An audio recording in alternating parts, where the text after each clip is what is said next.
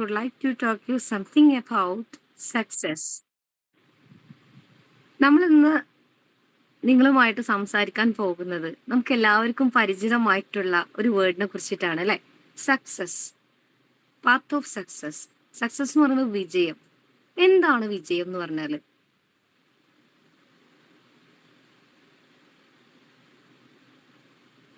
പലർക്കും വിജയം എന്ന് പറയുമ്പോൾ ഒന്നില്ലെങ്കിൽ സമ്പത്തായിരിക്കും, അല്ലെങ്കിൽ മറ്റുള്ളവരിൽ കിട്ടുന്ന റെക്കഗ്നിഷൻ, അംഗീകാരമായിരിക്കും, അതല്ലെങ്കിൽ നല്ല ഗുഡ് ഹെൽത്ത് ആയിരിക്കും, അതുമല്ലാന്നുണ്ടെങ്കിൽ നമ്മൾക്ക് കിട്ടുന്ന സാറ്റിസ്ഫാക്ഷൻ ആയിരിക്കും, നമ്മുടെ പീസ് ഓഫ് മൈൻഡ് ആയിരിക്കും. അങ്ങനെ പല രീതിയിലാണ് നമ്മൾ എന്ത് ചെയ്യുന്നത്,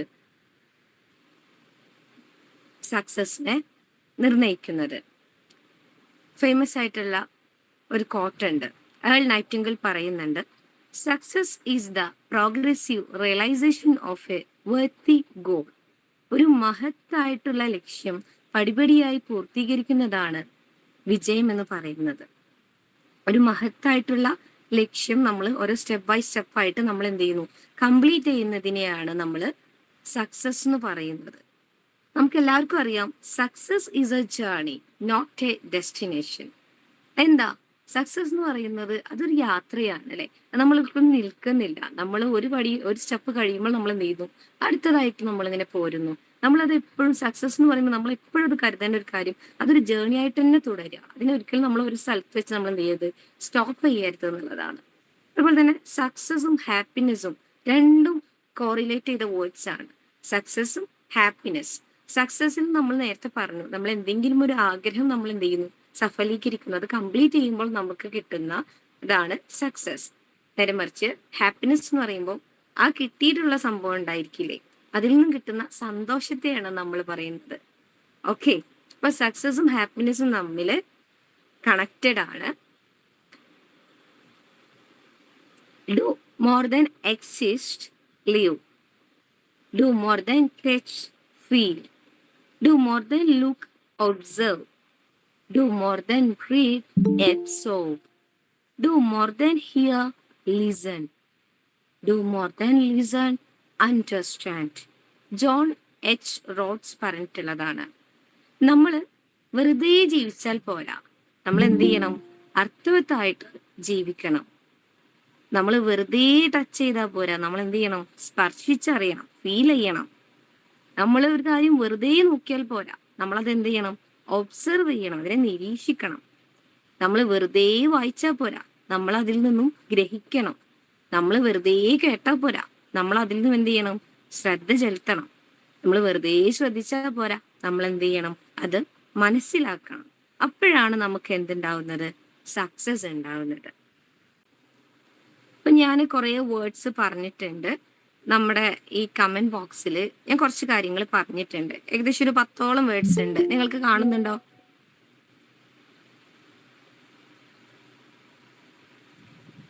കമന്റ് ബോക്സ് എല്ലാവരും നോക്കൂ. കമന്റ് ബോക്സിൽ കാണുന്നുണ്ടോ? അത് ക്ലിയർ ആയി പോയി. ക്ലിയർ ആയി പോയോ? ഓക്കെ, ഞാനൊന്നുകൂടെ അയക്കാം. വേണമെന്നില്ല.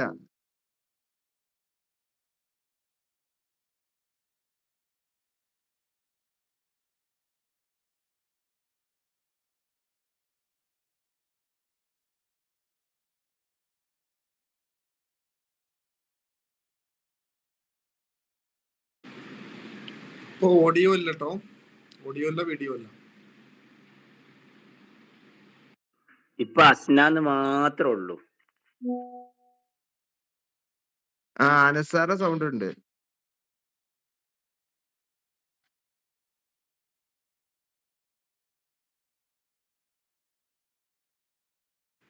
എനിക്ക് തോന്നുന്ന പിന്നെ മെസ്സേജിലേ അത് അയക്കാൻ വേണ്ടി വിട്ടതായിരിക്കും.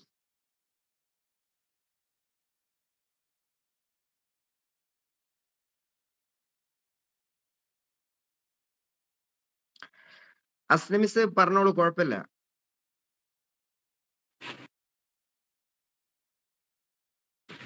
ഹലോ, കേൾക്കുന്നുണ്ടോ? കേൾക്കുന്നുണ്ട്. ഹലോ, കേൾക്കുന്നുണ്ട്. നമ്മളെ വീഡിയോ ഓൺ ആക്കിയിട്ട് ഹലോ, നല്ല നന്നായിട്ട് പോകുന്നുണ്ട്. Okay okay. അപ്പൊ ഞാൻ ഗ്രൂപ്പിൽ കുറച്ച് പോയിന്റ്സ് ഇട്ടിട്ടുണ്ട്. അപ്പൊ ഞാൻ പറയുമ്പോൾ നിങ്ങൾ അതിൽ ഓരോരുത്തരും ഓരോ പോയിന്റ്സ് പറയണം. റെഡിയാണോ?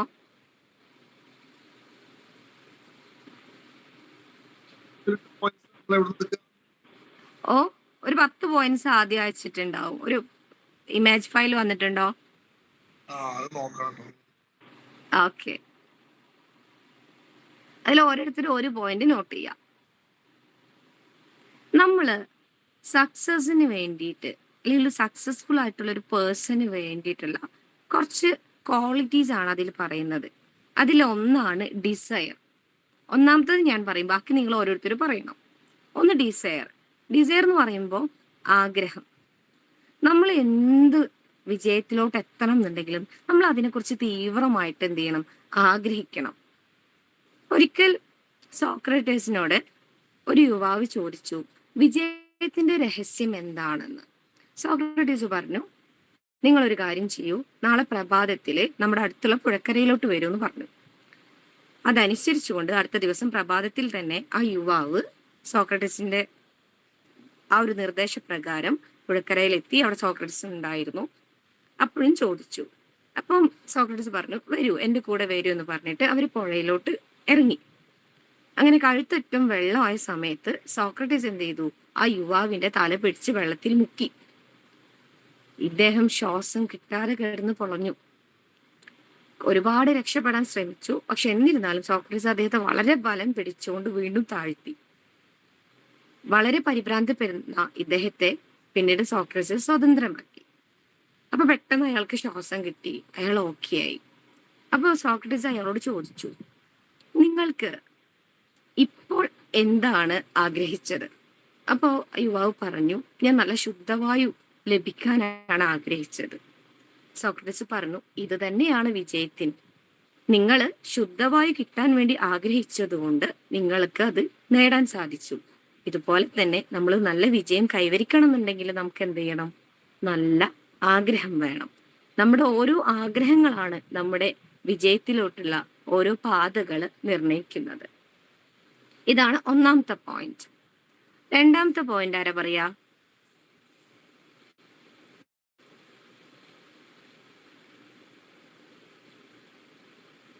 ആരും പറയുന്നില്ല. അതിന് മൈക്ക് ഗ്രൂപ്പിൽ വർക്കാവുന്നില്ല. നോക്കിയിട്ട് കാണുന്നില്ലേ? ഗ്രൂപ്പിൽ നോക്കിയിട്ട് കാണുന്നില്ലേ? ഇല്ല. മൈക്ക് വർക്കാവുന്നില്ല. ഏതെങ്കിലും പറഞ്ഞാൽ മതി മഹിമ. ആ, ഏതെങ്കിലും പറഞ്ഞാൽ മതി. ഏതെങ്കിലും പറഞ്ഞാൽ മതി. Character character. ക്യാരക്ടർ എങ്ങനെയാ നമ്മളെ സക്സസിനെ ബാധിക്കുക, അല്ലെങ്കിൽ അതിനെ എങ്ങനെ കണക്ട് ചെയ്യാൻ പറ്റും? Any guess? ക്യാരക്ടറും വിജയവും തമ്മിൽ എങ്ങനെയാ കണക്ട് ചെയ്യുക?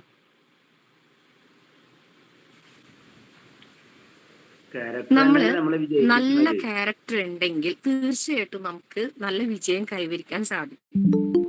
നമ്മൾ ഓരോ കാര്യങ്ങളോടും നമ്മൾ എടുക്കുന്ന നിലപാട്, അതാണ് ക്യാരക്ടറോട് നമ്മൾ ഉദ്ദേശിക്കുന്നത്. നമ്മൾ എപ്പോഴും എന്ത് ചെയ്യണം? നല്ല ക്യാരക്ടർ ആവുക. നല്ല ക്യാരക്ടർ ആയിട്ടുള്ള ആളാണെങ്കിൽ അദ്ദേഹത്തിന് ഒരുപാട് ഫ്രണ്ട്ഷിപ്പ് സർക്കിൾ ഉണ്ടായിരിക്കും. സീനിയേഴ്സ് അദ്ദേഹത്തെ ബഹുമാനിക്കും. കോപ്പറേറ്റീവ് സ്പിരിറ്റ് ഉണ്ടായിരിക്കും. എല്ലാവർക്കും ഒരു ബഹുമാനം പ്രത്യേകിച്ചും ആ ഒരു വിജയിനോട് ഉണ്ടായിരിക്കും. അതാണ് ക്യാരക്ടർ കൊണ്ട് ഉദ്ദേശിക്കുന്നത്. നമ്മൾ നല്ല ക്യാരക്ടർ ആയിട്ടുണ്ടെങ്കിൽ തീർച്ചയായിട്ടും അതിന് ഒരുപാട് ബെനിഫിറ്റ്സ് നമുക്ക് കിട്ടുന്നുണ്ട്. ആ ബെനിഫിറ്റ്സ് മനസ്സിലാക്കിക്കൊണ്ട് നമുക്ക് ഓട്ടോമാറ്റിക്കലി നമ്മുടെ വിജയം, അത് വിജയത്തിന് കൂടെ അത് സഹായിക്കുന്ന രീതിയിലാണ് പോവുക. ദെൻ അടുത്ത പോയിന്റ് ആരാ പറയാ? കമ്മിറ്റ്മെന്റ്. കമ്മിറ്റ്മെന്റ്. എന്താ കമ്മിറ്റ്മെന്റ് എന്ന് കമ്മിറ്റ്മെന്റ് പറയുമ്പോഴേ, പറഞ്ഞ? ആ, കമ്മിറ്റ്മെന്റ് ഒരു പ്രധാനപ്പെട്ട പോയിന്റ്സ് ആണ്. ഞാൻ നിങ്ങൾ കരുതി ഫസ്റ്റ് പോയിന്റിന് അത് കൊടുക്കേണ്ടത് എനിക്ക് തോന്നുന്നു. കാരണം ഒരു സ്ഥാപനത്തിലോ എവിടെയാണെങ്കിലും നമ്മളത് ഒരു വിജയത്തിന് മുന്നാണെങ്കിലും ഒരു സമയം നോക്കാതെ വർക്ക് ചെയ്യും. നമ്മളെ മുന്നിലൊരു ലക്ഷ്യം കിട്ടിക്കഴിഞ്ഞാല് പിന്നെ നമ്മുടെ മനസ്സിൽ അത് എങ്ങനെ വിജയിപ്പിക്കുക, അതിന് നമുക്കൊരു സമയമോ എന്തെങ്കിലും ഒരു പ്രയാസങ്ങളോ എന്തെങ്കിലും പറയാ ബുദ്ധിമുട്ടുകളോ നമുക്ക് മനസ്സിൽ ഒന്നും തോന്നാറില്ല. നമ്മൾ ആ ലക്ഷ്യത്തിലേക്ക് ഇങ്ങനെ നോക്കി ചെയ്തുകൊണ്ടിരിക്കും. അതിന് മുന്നിൽ കാണുന്നതൊന്നും നമുക്കൊരു പ്രശ്നമായി വരുന്നില്ല. അതാണ് എന്റെ മനസ്സിൽ കമ്മിറ്റ്മെന്റ് പറഞ്ഞാൽ. നമ്മളെ സ്ഥാപനത്തിൽ നമ്മൾ വർക്ക് ചെയ്യുമ്പോൾ ചിലപ്പോൾ 4:50 അല്ലെങ്കിൽ 5 മണിയാകുമ്പോൾ നമ്മൾ എന്ത് ചെയ്യും? ക്ലോസ് ചെയ്ത് പോരും. നേരെ മറിച്ച് ഒരു കമ്മിറ്റ്മെന്റ് ആണെങ്കിൽ ചിലപ്പോൾ ആ വർക്ക് കംപ്ലീറ്റ്, ഇപ്പൊ നാളേക്കുള്ള എന്തൊക്കെ ഉണ്ടോ അതൊക്കെ ഫുൾ കംപ്ലീറ്റ് ആക്കി പോരുന്നുണ്ടാവും. Okay, thank you sir, thank you. നമ്മൾ ഒളിമ്പിക്സ് ഗോൾഡ് മെഡലിസ്റ്റ് ആയിട്ടുള്ള ഡാൻ ഗാബിൻ പറയുന്നുണ്ട്, ക്ഷീണം കൊണ്ട് എന്റെ ശ്രമം നിർത്താൻ തോന്നുമ്പോൾ എന്റെ എതിരാളി എന്താണ് ചെയ്യുന്നതെന്ന് ഞാൻ ശ്രദ്ധിച്ചിരുന്നു. അയാൾ ശ്രമം തുടരുന്നത് കണ്ടാൽ ഞാനും എന്റെ ശ്രമം തുടർന്നിരുന്നു. അയാൾ വിശ്രമിക്കുന്നത് കണ്ടാലാകട്ടെ ഞാൻ കൂടുതൽ ഊർജ്ജസ്വലതയോടെ ശ്രമം തുടരുകയാണ് ചെയ്തിരുന്നത്.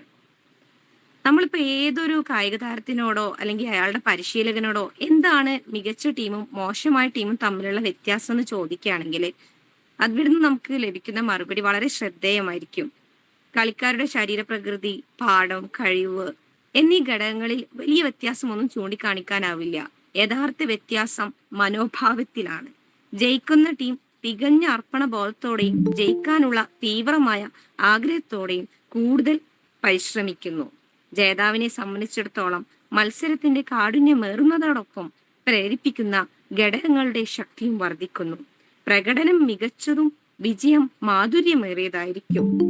ഇതാണ് നമ്മൾ കമ്മിറ്റ്മെന്റ് കൊണ്ട് നമ്മൾ ഉദ്ദേശിക്കുന്നത്. ഇതൊരു വലിയ ടോപ്പിക്കാണ്. നമ്മളത് ഈ ഒരു കുറഞ്ഞ സമയത്തിനുള്ളിൽ എല്ലാവർക്കും ഇതിൽ ചെറിയൊരു മെസ്സേജ് എത്തിക്കുക എന്നാണ് ഞാൻ ഉദ്ദേശിക്കുന്നത്. ഇനി അടുത്ത പോയിന്റ് ആരാ പറയാ? ഞാൻ പറയാ, ഹാർഡ് വർക്ക്. കേട്ടില്ലേ? ഞാൻ പറഞ്ഞു ഹാർഡ് വർക്ക്. ഇല്ല, കേട്ടില്ല, അറിയില്ല. ഓക്കെ, ഹാർഡ് വർക്ക് എന്താണ് ഹാർഡ് വർക്ക് എന്ന് പറഞ്ഞാല്? നമ്മൾ ഇന്നത്തെ കാലത്ത് നമ്മൾ ഏറ്റവും കൂടുതലായിട്ട് ശരിക്കും ഈ ഹാർഡ് വർക്കിനേക്കാളും കൂടുതൽ നമുക്ക് റിസൾട്ട് കിട്ടുന്ന വർക്ക് ഉണ്ട്. ഏതാന്ന് പറയാൻ പറ്റുമോ? Smart work. Yes, very good, smart work അല്ലെ. പണ്ട് എല്ലാവരും ഹാർഡ് വർക്ക് ചെയ്യുന്ന പറഞ്ഞത്. പക്ഷെ ഇപ്പോഴത്തെ ഒരു ട്രെൻഡ് പ്രകാരം നമ്മളെല്ലാവരും എന്താ പറയാ, സ്മാർട്ട് വർക്ക് ചെയ്യാൻ വേണ്ടിയിട്ടാണ് പറയാ. ഈ ഹാർഡ് വർക്കില് ഒരു കഥ പറയുകയാണെങ്കിൽ, ഒരിക്കൽ ഒരു രാജാവിന് ഒരു ആന ഉണ്ടായിരുന്നു. രാജാവ് ഏത് യുദ്ധത്തിന് പോവുകയാണെങ്കിലും രാജാവ് എന്ത് ചെയ്യും? ഈ ആനനെ കൊണ്ടാ പോയിരുന്നുള്ളൂ. ആന വളരെ ഒരു പടയാളി, നല്ലൊരു ആനക്ക് എന്താ പറയാ, യുദ്ധത്തിന് സേനഭടന്മാരെക്കാളും കൂടുതൽ രാജാവിനെ സഹായിച്ചിരുന്നത് ഈ ഒരു ആനയായിരുന്നു. ഏത് യുദ്ധത്തിൽ പോലും ചെയ്യും. പിന്നെ ഒരുപാട് ആനക്ക് വയസ്സായി തുടങ്ങി. കാലങ്ങൾക്ക് ശേഷം ആനക്ക് പിന്നെ യുദ്ധത്തിനൊന്നും കൊണ്ടുപോകാൻ സാധിക്കാത്തൊരവസ്ഥയിലായി. ഇങ്ങനെ ഇരിക്കുന്ന സമയത്ത് ഈ ആന എന്ത് ചെയ്തു? ആന ഒരിക്കൽ കാട്ടിൽ പോയി. വേറെ ആരൊപ്പ ആ സമയത്ത് അവിടെ ഉണ്ടായിരുന്നില്ല. കാട്ടിൽ പോയപ്പോ കുറേ നടന്നു. ആനക്ക് ഭയങ്കര ദാഹം. അപ്പൊ ഈ ദാഹം അനുഭവിച്ചപ്പോ അപ്പുറത്തൊരു കുളം കാണുന്നുണ്ട്. ഈ ആന ആ കുളത്തിന്റെ അങ്ങോട്ട് പോയി. ആ പോകുന്ന വഴിയിൽ അവിടെ ഒരു ചതുപ്പ് ഉണ്ടായിരുന്നു. ഇത് ആനന്റെ ശ്രദ്ധയിൽ പെട്ടില്ല. ആന അതിന്റെ സൈഡിൽ കുടുങ്ങി. ആന അതിൽ കുടുങ്ങി രക്ഷപ്പെടാൻ വേണ്ടി പലതവണ ശ്രമിച്ചു. ആനക്ക് രക്ഷപ്പെടാൻ പറ്റുന്നില്ല. ആന ഒരുപാട് നിലവിളിച്ചു. അങ്ങനെ ഈ ആനയുടെ ഈ സൗണ്ട് കേട്ടിട്ട് കുറെ മൃഗങ്ങളും മറ്റുള്ള നാട്ടിലുള്ളവരും ഒക്കെ അവിടെ എത്തിപ്പെട്ടു. പക്ഷെ ആർക്കും ആനനെ രക്ഷിക്കാൻ പറ്റുന്നില്ല. കാരണം ആന എന്ന് പറയുമ്പോൾ അത്രയും വലിയ മൃഗമാണ്. ആനനെ വലിച്ചു രക്ഷിക്കാൻ ആർക്കും പറ്റുന്നില്ല. അങ്ങനെ രാജാവ് വന്നു. രാജാവും രാജാവിന്റെ സേനഭടന്മാരും എല്ലാവരും വന്നു. പക്ഷെ രക്ഷിക്കാൻ പറ്റുന്നില്ല. ഈ ഒരു സമയത്താണ് ബുദ്ധൻ അതിലൂടെ പോകുന്നത്. അപ്പൊ രാജാവ് ബുദ്ധനോട് നിർദ്ദേശം ചോദിക്കുകയാണ്, എന്റെ ആനയെ എനിക്ക് എങ്ങനെയെങ്കിലും രക്ഷിക്കണം. അപ്പൊ ബുദ്ധൻ പറഞ്ഞു, നിങ്ങളൊരു കാര്യം ചെയ്യൂ. നിങ്ങളുടെ സൈന്യത്തിലെ ഏറ്റവും മികച്ചതായിട്ട് കാഴ്ചവെക്കുന്ന ഭടന്മാരെ വിളിക്കൂ. നല്ല ഉച്ചത്തിൽ സംസാരിക്കുന്നവര്, അങ്ങനെയുള്ളവരെ വിളിക്കാൻ പറഞ്ഞു. അങ്ങനെ രാജാവ് അവരെ സൈന്യത്തിലെ ഏറ്റവും മികച്ച കാഴ്ച പ്രകടനം വെക്കുന്നവരെ വിളിച്ചു. അവര് വന്നു. അങ്ങനെ വന്നതിന് ശേഷം ഒരു യുദ്ധത്തിൽ ഉണ്ടായിരിക്കുമ്പോൾ ഇവരെന്തൊക്കെ സൗണ്ടാണ് ചെയ്യുന്നത്, അതേ രീതിയിൽ ഓരോ നിലവിളി സൗണ്ടുകളും അതും ഇതൊക്കെ ഇവർ ചെയ്യൽ തുടങ്ങി. പെട്ടെന്ന് ആനയുടെ ചെവിയില് ഇതിങ്ങനെ അതിങ്ങനെ ആനക്കിങ്ങനെ കേൾക്കൽ തുടങ്ങി. ആനക്ക് സ്വന്തമായിട്ട് ആ യുദ്ധത്തിൽ പണ്ട് ആന എങ്ങനെയായിരുന്നോ വിജയിപ്പിച്ചിരുന്നത് ആ ഒരു സിസ്റ്റത്തിലോട്ട് ആന ചിന്തിക്കൽ തുടങ്ങി. ആ ചിന്ത വന്നപ്പോ ഓട്ടോമാറ്റിക്കലി ആന ആ സമയത്ത് എന്താണെന്നറിയാതെ അവിടെ നിന്നും രക്ഷപ്പെടുകയുണ്ടായി. അതെന്താണ്? ഹാർഡ് വർക്കാണ്. നമ്മൾ നന്നായി ഹാർഡ് വർക്ക് പല കാര്യങ്ങൾ ചെയ്തിട്ടുണ്ടെങ്കിലും ഒരു സമയത്തെത്തുമ്പോൾ നമ്മൾ എവിടെയാണോ നമ്മൾ സ്റ്റാർട്ട് ചെയ്തത് അത് നമ്മുടെ മൈൻഡിൽ വന്നാൽ ഓട്ടോമാറ്റിക്കലി നമുക്ക് എല്ലാതും മറക്കാൻ പറ്റും. നമ്മൾ കേട്ടിട്ടുണ്ട് 99%, നമ്മൾ പറയില്ലേ 99% എനിക്ക് അതുകൊണ്ട് പറ്റില്ല എന്ന്. പക്ഷെ 99% പറ്റില്ലെങ്കിൽ കൂടെ 1% പറ്റും എന്നുള്ള വിശ്വാസം ഉണ്ടെങ്കിൽ ഈ 1%ത്തിന് ബാക്കി 99നെ ഓവർടേക്ക് ചെയ്യാനുള്ള ഒരു ശക്തി ഉണ്ടാകുന്നതാണ് പറയാറ്. അപ്പൊ നമ്മൾ നല്ല ഹാർഡ് വർക്ക് ചെയ്താൽ തീർച്ചയായിട്ടും അതിൻ്റെ ഒരു റിസൾട്ട് നമുക്ക് എങ്ങനെ വന്നാലും കിട്ടാതിരിക്കില്ല. ഓക്കെ, ഇനി അടുത്തൊരു പോയിന്റ് ആരാ പറയാ?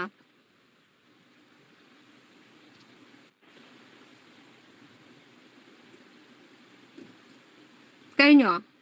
പോയിന്റ്സ് ആരും പറയുന്നില്ല? റെസ്പോൺസിബിലിറ്റി ക്യാരക്ടർ ക്യാരക്ടർ പറഞ്ഞു. പറഞ്ഞു ഞാൻ റെസ്പോൺസിബിലിറ്റി. റെസ്പോൺസിബിലിറ്റി യെസ്, റെസ്പോൺസിബിലിറ്റി അല്ലെ, ഉത്തരവാദിത്വം. എന്താണ് ഉത്തരവാദിത്വം എന്ന് പറയുമ്പോൾ നമ്മുടെ മനസ്സിൽ വരുന്നത്? നമ്മൾ ഏതൊരു കാര്യം ചെയ്യുകയാണെങ്കിലും നമ്മൾ വളരെ ഉത്തരവാദിത്വത്തോടുകൂടെ പെരുമാറണം അല്ലേ? നിങ്ങൾ എല്ലാവരും എല്ലാ കാര്യങ്ങളും വളരെ ഉത്തരവാദിത്വത്തോടുകൂടെ ചെയ്യുന്നവരാണോ? എത്ര പേരുണ്ട് ഇതില് ഞാൻ എല്ലാ കാര്യങ്ങളും വളരെ പക്കയായിട്ട് ചെയ്യുന്നു എന്നുള്ളവര്? അങ്ങനെ ചെയ്യാൻ പൂതിയുണ്ട്. അങ്ങനെ ചെയ്യാൻ പൂതിയുണ്ട്, പക്ഷേ നമുക്ക് ചില സമയത്ത് സാധിക്കാറില്ല അല്ലെ? മാക്സിമം ശ്രമിക്കാറുണ്ട്. മാക്സിമം ശ്രമിക്കാറുണ്ട്. Okay, very good. നമ്മൾ ഈ ഉത്തരവാദിത്വം ഉള്ളവര് ഏറ്റവും കൂടുതലായിട്ട് നേരിടുന്ന പ്രശ്നങ്ങൾ എന്താണെന്നറിയോ? ഉത്തരവാദിത്വം ഉള്ള ഒരാള് എന്ന് പറയുന്നത് ഒരു വിജയിയുടെ ഏറ്റവും നല്ല ഗുണങ്ങളിൽ പെട്ടതാണ്. പക്ഷെ ഈ ഉത്തരവാദിത്വമുള്ളവര് നേരിടുന്ന ഒരു പ്രോബ്ലം എന്ന് പറയുന്നത്, നമ്മള് ചില സമയത്ത് അബദ്ധങ്ങളിൽ പോയി ചാടാറുണ്ട് അല്ലെ? അബദ്ധം പറ്റിയവരുണ്ടോ ഇതില്? പറ്റാത്തോലാരാളുള്ളത്? ഐസ്, അത് തന്നെ ബീരാൻകുട്ടി സാറ് പറഞ്ഞതാ കറക്റ്റ്. പറ്റാത്തവരാരാന്നുള്ളത് അല്ലെ? നമ്മള് അബദ്ധങ്ങളെ എങ്ങനെയാണ് നമ്മൾ അതിനോടുള്ള പ്രതികരണം എന്നുള്ള രീതിയിലാണ് നമ്മൾ ചിന്തിക്കേണ്ടത്. ശരിക്കും ഉത്തരവാദിത്തമുള്ളവര് അബദ്ധങ്ങളിൽ നിന്നും പാഠങ്ങൾ പഠിക്കുന്ന പറയാറ്. അബദ്ധങ്ങളോട് നമുക്ക് 3 രീതിയിൽ പ്രതികരിക്കാം. ഒന്ന്, നമുക്ക് അവയെ അവഗണിക്കാം. ഒന്നോ അവയെ നമുക്ക് നിഷേധിക്കാം. 2, അവയെ നിഷേധിക്കാം. 3, നമ്മൾ എന്ത് ചെയ്യാം? അവയെ അംഗീകരിച്ചുകൊണ്ട് അവയിൽ നിന്നും പാഠങ്ങൾ ഉൾക്കൊള്ളുക. എന്നിട്ട് നമ്മൾ ഇനി ഇത് ആവർത്തിക്കരുത് എന്ന് നമ്മൾ മനസ്സിലാക്കുക. ഈ 3ാമത്തെ രീതി ചെയ്യാന്ന് പറയുന്നത് അത് കുറച്ച് ധൈര്യമുള്ളവർക്ക് പറ്റുള്ളൂ. കാരണം കുറച്ച് അപകട സാധ്യത ഉണ്ടെങ്കിലും നമ്മുടെ ജീവിതത്തിൽ വളരെ പ്രയോജനകരമായിട്ടുള്ള ഒരു കാര്യമാണ് അത്. ഒരിക്കൽ ഒരു കമ്പനിയിൽ നിന്നും വിരമിക്കുന്ന പ്രസിഡന്റ് ഔപചാരികമായി വിടവാങ്ങുന്നതിന് ശേഷം അയാളുടെ പിൻഗാമിക്ക് 1, 2 എന്ന് അടയാളപ്പെടുത്തിയ 2 കവറുകൾ നൽകിയ ശേഷം പറഞ്ഞു, നിങ്ങൾക്ക് സ്വയം പരിഹരിക്കാൻ ബുദ്ധിമുട്ട് തോന്നുന്ന ഒരു പ്രതിസന്ധി ആദ്യമായി നേരിടുമ്പോൾ ആദ്യത്തെ കവർ തുറന്നു നോക്കുക. അടുത്ത പ്രതിസന്ധി വരുമ്പോൾ 2ാമത്തെ കവർ നോക്കുക. വർഷങ്ങൾക്ക് ശേഷം ഒരു വലിയ പ്രതിസന്ധി ഉടലെടുത്തപ്പോൾ പുതിയ പ്രസിഡന്റ് ആദ്യത്തെ കവർ തുറന്നു നോക്കി. അതിൽ എഴുതിയിട്ടുള്ളത് എന്താണെന്നറിയോ? നിങ്ങളുടെ മുൻഗാമിയെ കുറ്റപ്പെടുത്തുക എന്നായിരുന്നു അതിലെ സന്ദേശം. കുറച്ചു കാലത്തിന് ശേഷം 2ാമത്തെ പ്രതിസന്ധി നേരിട്ടപ്പോൾ അയാൾ അടുത്ത കവറും തുറന്നു നോക്കി. നിങ്ങളുടെ പിൻഗാമിക്കായി ഇതേപോലെ 2 കവറുകൾ തയ്യാറാക്കുക എന്നതായിരുന്നു അതിലെ ഉള്ളടക്കം. നമുക്ക് പ്രശ്നങ്ങളൊക്കെ നേരിടുമ്പോൾ നിഷേധാത്മക ചിന്തകളുള്ളവര് മറ്റുള്ളവരെപ്പോഴും ഇങ്ങനെ കുറ്റപ്പെടുത്തിക്കൊണ്ടിരിക്കും. അപ്പൊ നമ്മള് ഒരു നല്ല സക്സസ്ഫുൾ ആയിട്ടുള്ള ആളായിരിക്കണം എന്നുണ്ടെങ്കിൽ നമ്മൾ ഏറ്റെടുത്ത കാര്യങ്ങളൊക്കെ നല്ല വൃത്തിക്ക് ചെയ്യുക. നമ്മൾ പറ്റാത്ത കാര്യങ്ങൾ വെറുതെ നമ്മൾ ഏറ്റെടുക്കണ്ട. ഇതാണ് ഉത്തരവാദിത്വത്തിൽ വരുന്നത്. ഇനി അടുത്ത പോയിന്റ്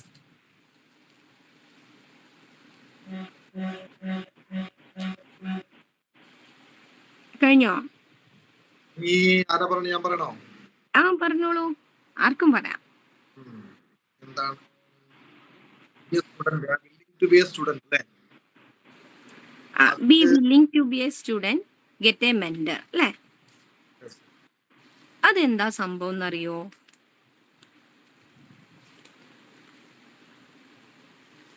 നമ്മള് നല്ല സക്സസ് ആണല്ലോ നമ്മൾ ഉദ്ദേശിക്കുന്നത്. ഇപ്പൊ നമ്മൾക്ക് സക്സസ് കിട്ടണം എന്നുണ്ടെങ്കിൽ നമ്മൾ എപ്പോഴും ഒരാളെ അല്ലെങ്കിൽ ഒരു ഗുരു, ഒരു അധ്യാപിക അല്ലെങ്കിൽ നമ്മളെ മുന്നിൽ ഒരാളെ എപ്പോഴും നമ്മളൊന്ന് ആലോചിക്കുക. ചിലപ്പോൾ അവരുടെ നിർദ്ദേശപ്രകാരം നമുക്ക് ഒരുപാട് കാര്യങ്ങൾ ചെയ്യാൻ സാധിക്കും. നമ്മള് സ്വമേധ എടുത്തു ചാടുന്ന ചില ബുദ്ധിമുട്ടുകള്, പ്രയാസങ്ങള് അല്ലെങ്കിൽ നമ്മുടെ അബദ്ധങ്ങള് ഇതൊക്കെ നമുക്ക് കുറയാൻ വേണ്ടി സാധിക്കും. നമ്മൾ ഇന്ത്യൻ കൾച്ചർ പ്രകാരം മാതാപിതാ ഗുരു ദൈവം എന്നല്ലേ? അതായത് ഗുരു എന്ന് പറഞ്ഞാൽ ഇരുട്ടിന്റെ ശത്രുവാണ് അല്ലെ?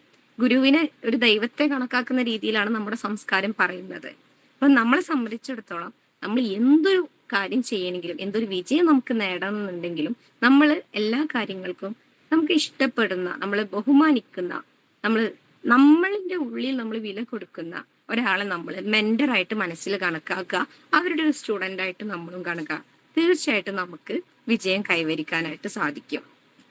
ഒരിക്കൽ ഒരു ഓഫീസിലെ ഒരു മാനേജർ ഉണ്ടായിരുന്നു. ആ മാനേജർ അവിടെയുള്ള തൊഴിലാളികളിൽ ഒരുപാട് പേരുണ്ട്, പക്ഷെ അതിലെപ്പോഴും ഒരു സ്റ്റാഫിനോട് പറഞ്ഞിരുന്ന ഒരു കാര്യം എന്താണെന്ന് വെച്ചാൽ, നീ ചെയ്യുന്ന കാര്യങ്ങളൊക്കെ കൃത്യസമയത്ത് ചെയ്യുക, പക്ഷെ അധികം സംസാരിക്കൊന്നും ചെയ്യരുത്. നീ നിന്റെ കാര്യങ്ങൾ ചെയ്യുക, പക്ഷെ അധികം സംസാരിക്കരുത്. നീ ചെയ്യുന്ന കാര്യത്തിലൊക്കെ നിന്റെ സ്കിൽസ് നന്നായി ഡെവലപ്പ് ചെയ്യണം. ഇത്രേ അദ്ദേഹം പറഞ്ഞിരുന്നുള്ളൂ. അങ്ങനെ ഈ മാനേജർ അവിടുന്ന് പോയി കുറേ വർഷങ്ങൾക്ക് ശേഷം, പക്ഷെ എപ്പോഴും നിർദ്ദേശം ഇദ്ദേഹം അങ്ങോട്ടും ഇങ്ങോട്ടും ചോദിക്കാറുണ്ടായിരുന്നു കേട്ടോ. കുറേ വർഷങ്ങൾക്ക് ശേഷം ഈ തൊഴിലാളി ആ മാനേജറോട് അയാളോട് പറയണേ, എനിക്ക് ചെറിയൊരു പ്രയാസമുണ്ട്. എൻ്റെ ശേഷം വന്നവർക്ക് എല്ലാവർക്കും സാലറി ഇൻക്രിമെന്റ് കൂടി, പക്ഷെ എനിക്ക് മാത്രം കൂടിയില്ല എന്ന്. അപ്പോ ഈ മാനേജർ അവർക്കൊരു നിർദ്ദേശം കൊടുത്തു, നിങ്ങളൊരു കാര്യം ചെയ്യൂ, നാളെ നിങ്ങൾ ലീവ് എടുത്തോളൂ. മൂപ്പര് എന്നും ജോലിക്ക് പോകുന്ന കൃത്യമായിട്ട് കാര്യങ്ങളൊക്കെ ചെയ്യുന്ന ഒരാള്, നിങ്ങൾ നാളെ ലീവ് എടുത്തോളൂ. അപ്പം മാനേജർ പറഞ്ഞ പോലെ ഇദ്ദേഹം ലീവ് എടുത്തു. അപ്പൊ ലീവ് എടുത്ത അടുത്ത ദിവസം ഓഫീസിൽ പോയപ്പോൾ അവിടെയുള്ളവരെല്ലാവരും പറഞ്ഞു, നിങ്ങളില്ലാത്തത് കൊണ്ട് ഇവിടെ എല്ലാ കാര്യങ്ങളും താളം തെറ്റി, നമ്മളിപ്പോഴുള്ളവർക്കൊന്നും നിങ്ങളില്ലാത്തത് കൊണ്ട് നിങ്ങൾ എന്തൊക്കെയാണോ ചെയ്തിരുന്നത് അതൊന്നും ചെയ്യാൻ സാധിക്കുന്നില്ല. അതുകൊണ്ട് നിങ്ങൾ തീർച്ചയായിട്ടും ഇനി ലീവ് എടുക്കരുത്. ലീവ് എടുക്കുന്നുണ്ടെങ്കിൽ അതിന് ബദലായിട്ട് നമുക്ക് എന്തെങ്കിലുമൊക്കെ ചെയ്യണം. പക്ഷെ നിങ്ങളുടെ ആ ഒരു പ്രസൻസ് അത് അത്യാവശ്യമാണെന്ന് അവർക്ക് മനസ്സിലായി. പിന്നെ അതിനുശേഷം ഇദ്ദേഹം എന്ത് ചെയ്യും, ഇടയ്ക്കിടയ്ക്ക് ഇതേപോലെ ലീവ് എടുക്കൽ തുടങ്ങി. ലീവ് എടുക്കുമ്പോൾ ആദ്യത്തെ 2 തവണക്ക് ലീവ് എടുക്കുമ്പോൾ ഇയാൾക്ക് ഇങ്ങനെ പ്രമോഷനൊക്കെ വരുമായിരുന്നു, കാരണം ഇയാളുടെ ചെയ്തിരുന്ന കാര്യങ്ങളൊക്കെ ഇയാൾക്ക് മനസ്സിലായി തുടങ്ങി. പിന്നീട് കുറച്ച് ദിവസങ്ങൾക്ക് ശേഷം അല്ലെങ്കിൽ കുറച്ച് വർഷങ്ങൾക്ക് ശേഷം ഇദ്ദേഹത്തിന് ഒരു ടെർമിനേഷൻ ലെറ്റർ കിട്ടി. അപ്പൊ അത് കിട്ടിയപ്പോൾ അയാൾക്ക് ഭയങ്കര സങ്കടമായി. ഇയാൾ വീണ്ടും ഇയാളുടെ പണ്ടത്തെ മാനേജറോട് പോയി പറയും, സാർ അങ്ങ് നിർദ്ദേശിച്ചതുപോലെ എനിക്ക് തോന്നുമ്പോൾ ഞാൻ ലീവ് എടുത്തിരുന്നു, പക്ഷെ എനിക്കിപ്പോ അങ്ങനെ ഒരു ടെർമിനേഷൻ ലെറ്റർ കിട്ടിയെന്ന് പറയും. അപ്പോ ഈ മാനേജർ പറയുന്ന ഒരു കാര്യമുണ്ട്, നമ്മള് ഈ ബൾബ് എന്ന് പറഞ്ഞ സംഭവം ഉണ്ടല്ലോ, അത് എപ്പോഴും കത്തി നിൽക്കുന്ന ബൾബ് അത് പെട്ടെന്ന് സ്റ്റോപ്പ് ആവുകയാണെങ്കിൽ നമ്മൾ എന്താ ചെയ്യുക? പെട്ടെന്ന് സ്റ്റോപ്പ് ആവുകയാണെങ്കിൽ എപ്പോഴും കത്തി നിൽക്കുന്ന ബൾബ്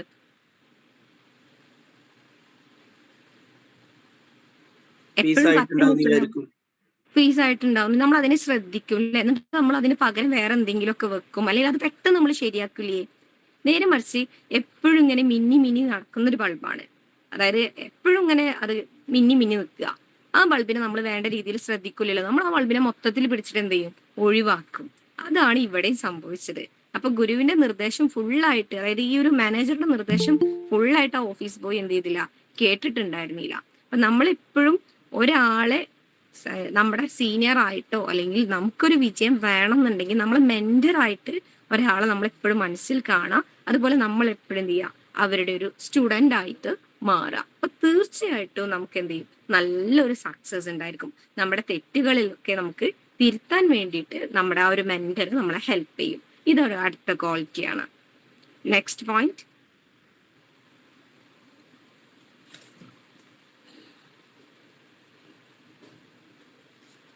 കഴിഞ്ഞോ? അനസാറില്ല ഇവിടെ, റജീന മാം ഒന്നുമില്ല. ഞാൻ ഇവിടെ ഉണ്ട്. വേറാരും പറഞ്ഞോളൂ. Positive thinking and negative positive believing. Positive എല്ലാരും പറഞ്ഞോട്ടെ വെച്ചിട്ടാണേ.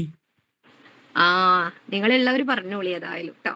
Positive thinking and positive believing ഏറ്റവും നല്ലൊരു ക്വാളിറ്റി ആണല്ലേ. നമുക്ക് സക്സസ് നേടണം എന്നുണ്ടെങ്കിൽ നമ്മൾ എല്ലാ കാര്യങ്ങളും വളരെ പോസിറ്റീവായിട്ട് ശുഭാപ്തി വിശ്വാസത്തോടു കൂടെ വളരെ ഒപ്റ്റിമിസ്റ്റിക് ആയിട്ട് നിൽക്കുക. അപ്പൊ തീർച്ചയായിട്ടും നമ്മൾക്ക് എന്ത് ചെയ്യും, സാഹചര്യങ്ങൾ അനുകൂലമായിട്ട് വരും. നമ്മള് എന്ത് തീവ്രമായി ആഗ്രഹിച്ചോ അതിലോട്ട് എത്താനുള്ള വഴി പ്രപഞ്ചം ഒരുക്കും എന്ന് പറയാറുണ്ടല്ലോ. ഞാൻ എൻ്റെ ഒരു കാര്യം തന്നെ നിങ്ങൾക്ക് മുന്നേ പറഞ്ഞിരുന്നു. ബി എഡ് പഠിക്കുന്ന സമയത്ത് ഞാൻ കാരിങ് ആയി, ബെഡ് റെസ്റ്റും കാര്യങ്ങളൊക്കെ ഇനി തുടർന്ന് പഠിക്കാൻ പറ്റൂല എന്ന് നിൽക്കുന്ന സമയത്ത് ചൈനയിൽ ഉണ്ടായിരുന്ന കൊറോണ എന്ത് ചെയ്തു, നമ്മുടെ ഇന്ത്യയിലെ കേരളത്തിലൊക്കെ എത്തി. ലോകം മൊത്തം ലോക്ക്ഡൗണും കാര്യങ്ങളൊക്കെ ആയി. പക്ഷെ നമ്മൾക്ക് ആ ഒരു തീവ്രമായിട്ടുള്ള ആഗ്രഹം ഉണ്ടായിരുന്നു. അതുപോലെ തന്നെ നമുക്ക് ഒരു വിശ്വാസം ഉണ്ടായിരുന്നു, എന്തെങ്കിലുമൊക്കെ നല്ലത് സംഭവിക്കും, വരുന്നതൊക്കെ എൻ്റെ നല്ലതിനായിരിക്കും എന്നുള്ളൊരു ചിന്ത ഉണ്ടായിരുന്നു. അതിന്റെ ഭാഗമായിട്ട് എൻ്റെ ഒരു എക്സാമ്പിൾ ആണ് അത്. നമുക്ക് എന്ത് ചെയ്തു, പോസിറ്റീവായിട്ട് കിട്ടി. അതുപോലെ പലർക്കും പല കാര്യങ്ങളും എന്താണ്, നമ്മൾ എപ്പോഴും പോസിറ്റീവായിട്ട് ഇരിക്കുക. അപ്പൊ നമുക്ക് ഒരു കാര്യം ചെയ്യാൻ പറ്റിയില്ല, അല്ലെങ്കിൽ നമ്മളിപ്പോൾ എന്തെങ്കിലും ഒരു കാര്യം പ്രസന്റ് ചെയ്യുമ്പോൾ അതിൽ പോരായ്മകൾ വന്നു, നമ്മൾ ഒരിക്കലും നമ്മുടെ കോൺഫിഡൻസ് കുറയരുത്. നമ്മളെപ്പോഴും എന്ത് ചെയ്യുക, വളരെ പോസിറ്റീവായിട്ട് എടുക്കുക.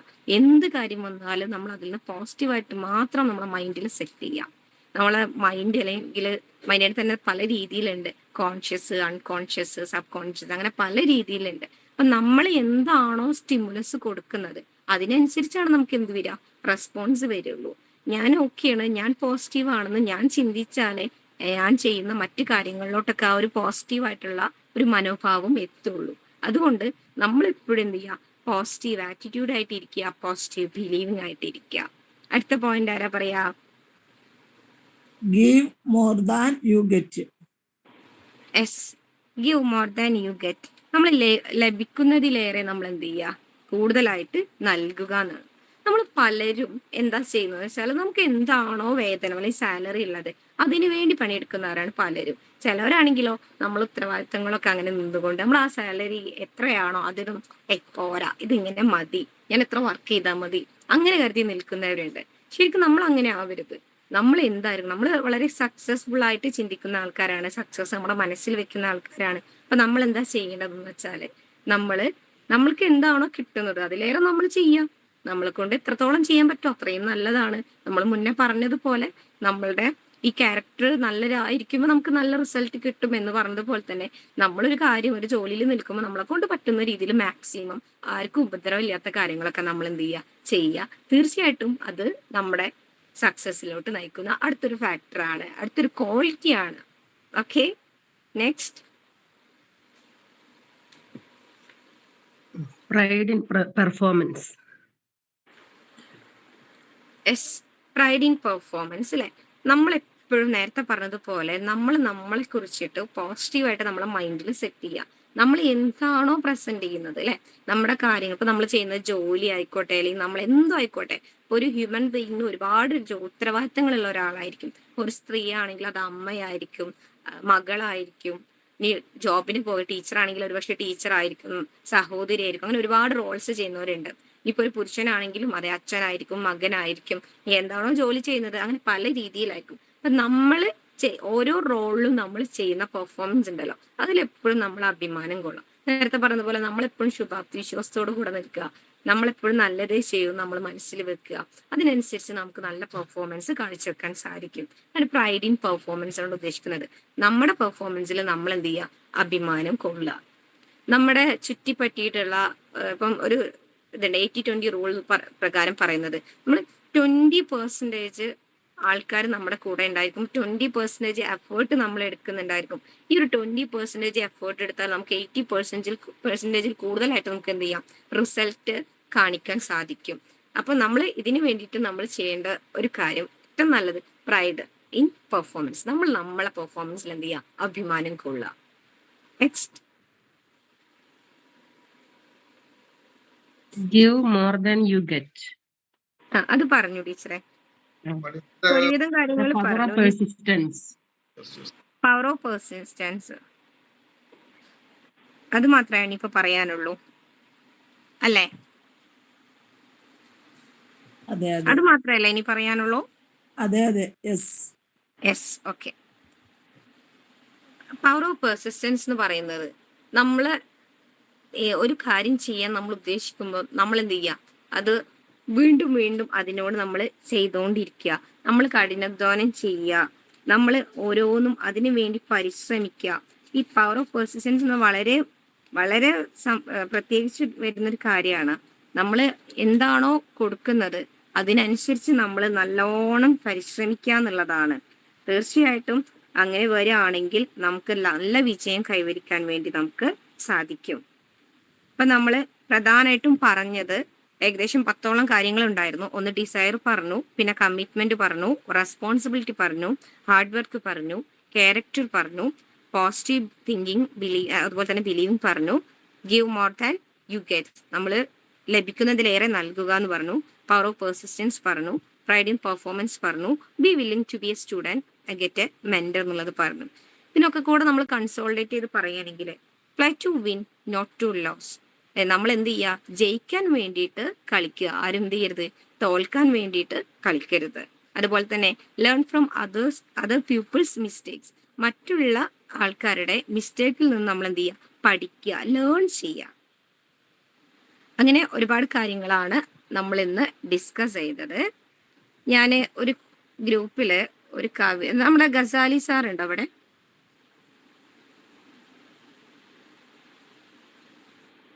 പറയൂ. ഓക്കെ, ഞാൻ ഗ്രൂപ്പിലൊരു കവിത അയക്കാം, അതൊന്ന് നോക്കുക കേട്ടോ. എല്ലാവരും ജസ്റ്റ് ഒന്ന് നോക്കുക. ഗസാരി സാറിനോട് മാത്രം നോക്കാൻ പറഞ്ഞിട്ടുള്ളൂ? അല്ല, എല്ലാവരോടും നോക്കാനേ. ഗസാൽ സാർ ഉണ്ടോ എന്ന് വെച്ചാൽ നമ്മുടെ ഒരു കവികളിൽ ഒരു പ്രധാനപ്പെട്ട ഒരാളാണല്ലോ. ഓക്കെ, ഞാനൊരു കവിത അയച്ചിട്ടുണ്ട്. ഇതൊന്ന് ഗസാലി സാർ ഒന്ന് പ്രസന്റ് ചെയ്യോ? എല്ലാവരും ഇതൊന്ന് ഓപ്പൺ ചെയ്യുക. ഗസാലി സാർ പറയുമ്പോൾ നിങ്ങളൊന്ന് നോക്കുക കേട്ടോ. ഗ്രൂപ്പിൽ ഒരു കവിത അയച്ചിട്ടുണ്ട്. സാർ സ്റ്റാർട്ട് ചെയ്തോളൂ. ഓക്കെ, വീരാൻകുട്ടി മാഷി അവതരിപ്പിക്കുന്നു.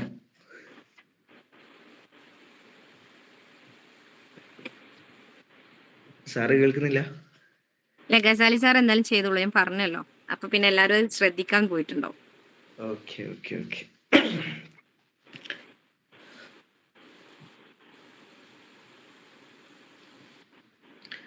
കവിത പിന്മാറരുത്, ഡോണ്ട് ക്വിറ്റ് എന്നാണ് കവിതയുടെ പേര്.